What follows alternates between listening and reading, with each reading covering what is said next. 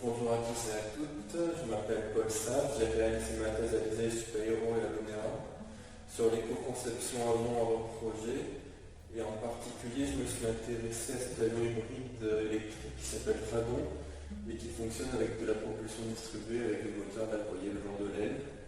Et on va parler plus de mon poster. L'objectif de cette thèse, donc comme je l'ai dit précédemment, c'était d'optimiser un avion innovant, ici l'avion Dragon, qui vise à réduire de 30% les émissions de CO2 d'ici 2035 par rapport à l'état de l'art de 2014.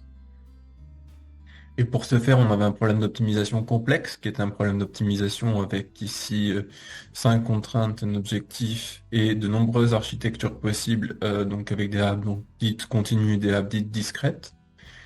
Et en plus, c'était un problème coûteux. Donc, chaque évaluation de la fonction peut prendre des heures si c'est un calcul de computational fluid dynamics, par exemple. Donc, nous, on va le traiter par approche boîte noire. Et en particulier, on va faire de l'approche multidisciplinaire ici parce qu'on va voir, mettons, la structure, l'aérodynamisme, la mission de l'avion, tout ça à optimiser en même temps. Du coup, on va utiliser une technologie qu'on appelle les modèles de substitution.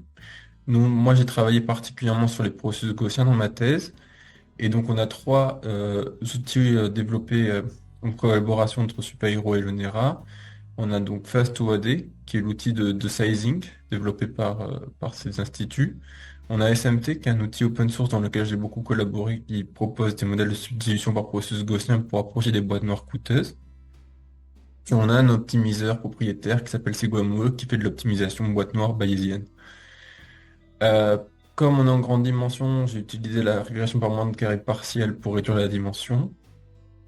Pour traiter les apps catégorielles, dans cette approche-là, j'avais été méthode par l'action continue, mais dans ma thèse, j'ai fait des choses un peu plus compliquées. Si ça vous intéresse, vous pouvez regarder ma thèse. Et pour traiter les contraintes, on utilise donc le Super Efficient Global Optimizer de Sassina et al. Et notamment des approches qui ont été implémentées par un doctorant avant moi qui s'appelait Rémi Priem.